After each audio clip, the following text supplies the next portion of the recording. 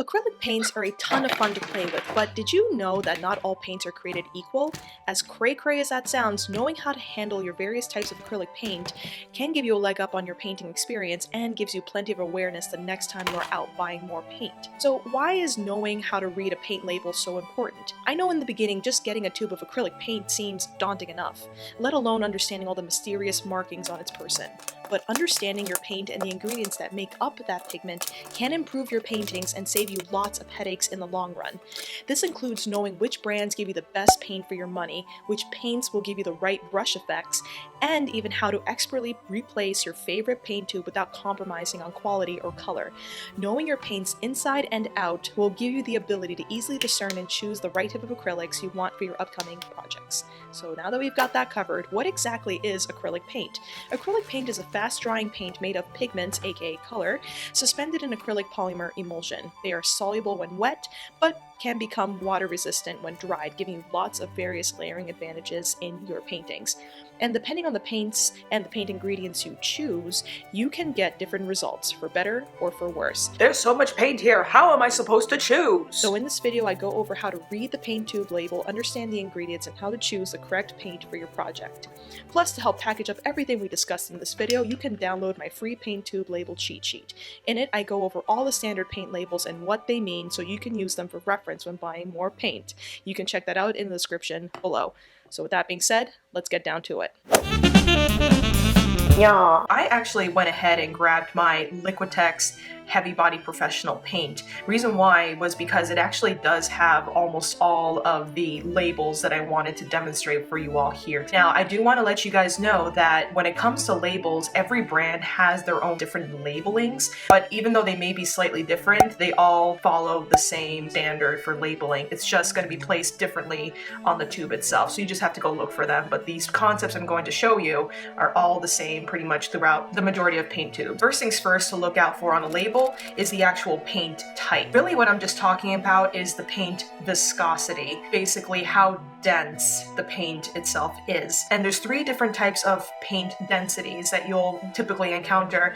One is a heavy body, a soft body, and liquid, and they will usually tell you on the label themselves. Now the difference between all of these guys, a heavy body acrylic has a more peanut buttery paste-like consistency that is really good for palette knives and pastel style paintings and textured brush strokes, and you can also dilute them with water so that you can get a greater flow of color. Then you have your more soft body acrylics, which are a soft creamy paste with a consistency of like custard, and it's really great for brush details, glazes, undercoats, or painting large flat areas. Then you get liquid acrylics, free-flowing, extremely diluted with pigment paint, and it has like a milk-like consistency, and they're really good for paintbrushes and airbrushes.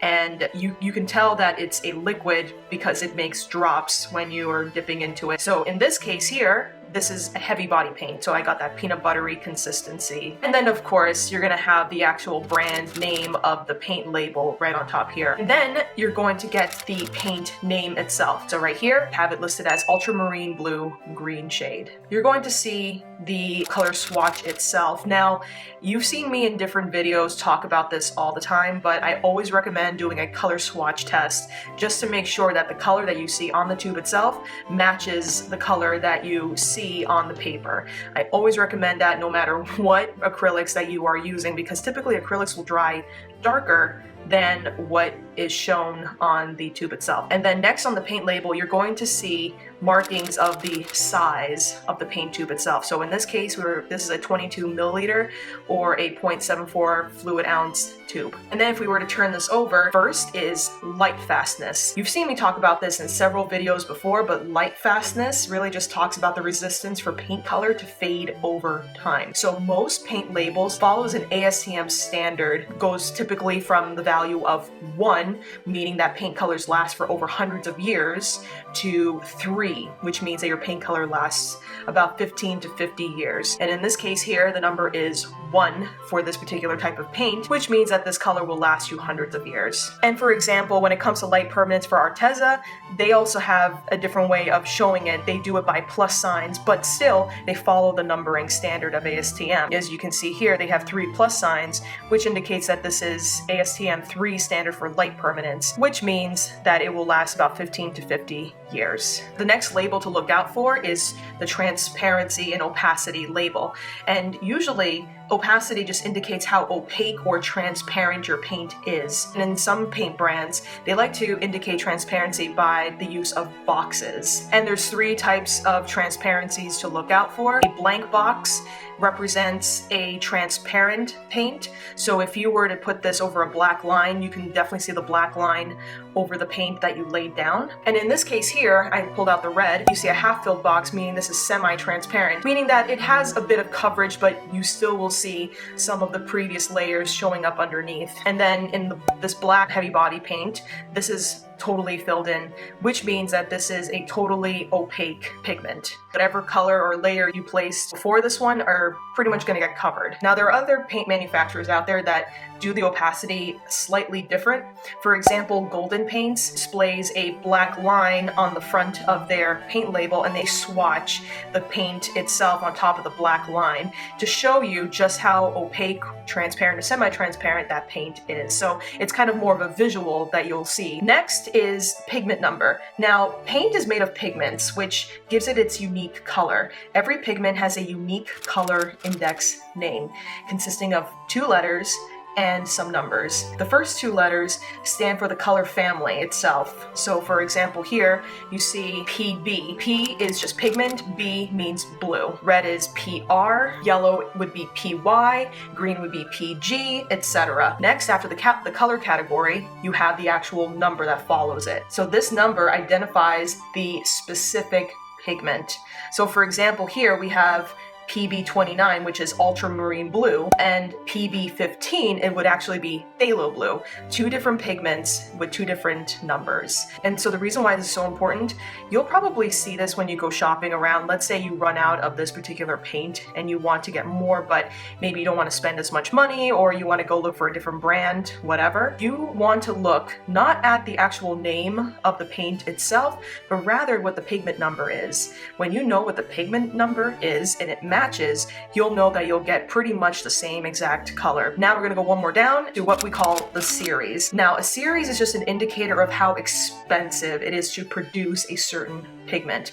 And a series number goes from 1, which is typically the cheapest to make. The higher the number is, the higher the price point is going to be to purchase that paint, to manufacture, and therefore to purchase that paint. So in the case of blue here, it's 1. So that indicates to us that this is a fairly inexpensive pigment to make. Therefore, it's not going to cost you that much money. In the case of red here, it's a series 2. So this is a tiny bit harder to produce. Therefore, this is probably going to cost you a little bit more to buy as opposed to an ultramarine blue. Another thing to look out for is the safety standards. Most paints will always have this. You'll usually see a seal by the Art and Creative Materials Institute. Basically, these labels are just to tell you that these are conforming to ASTM safety standards, including that ASTM D4236, which is a standard practice for labeling art materials for chronic health hazards.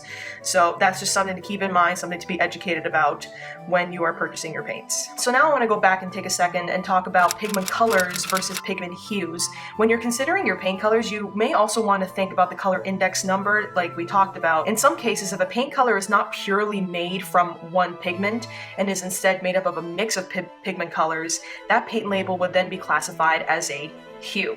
So for example, if we were to take a look at this cobalt blue, if you take a look at its color index, it's actually made up of 2 types of pigments. We got PW6, which is a type of white, and then we got PB15.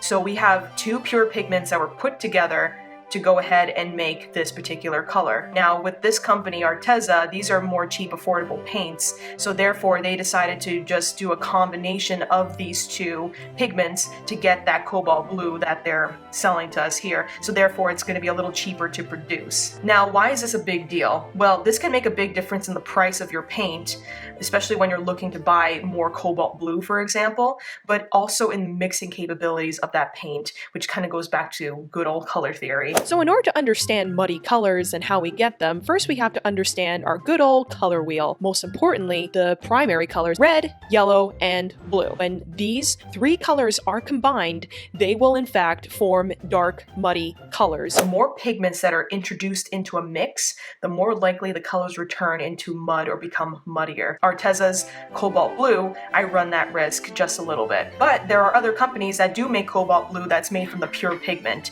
and I will guarantee that it is going to be much more expensive to produce because it's not made with a mix of pigments. For example, Liquitex uses 3 different pigments to create that color of cobalt blue, which makes it easier to produce. Therefore, it's priced at about $7.58, but it might not be as vibrant when you're mixing colors. Golden's cobalt blue is made of pure pigment. If you take a look at their label, it says PB28, and that's it. PB28 is a Series 8 pigment.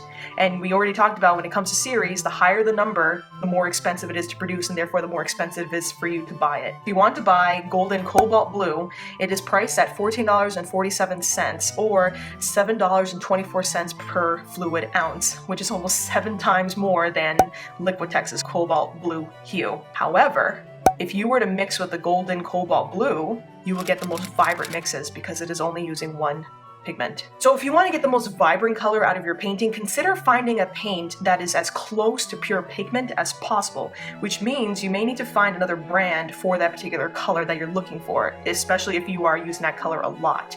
But that is totally okay, and I know there are plenty of artists, including myself, that have mixed and matched paints for their projects. So all in all, when you're choosing your paints and trying to figure out what is the best thing that you want for your paints, consider learning about the labels and how to read them properly so that you can make the best choices for yourself. So to help package up everything that we discussed in this video, you can actually go ahead and download my free paint tube label cheat sheet. And in it, I go over all the standard paint labels that we just talked about and what they mean so you can use them for reference when buying more paint.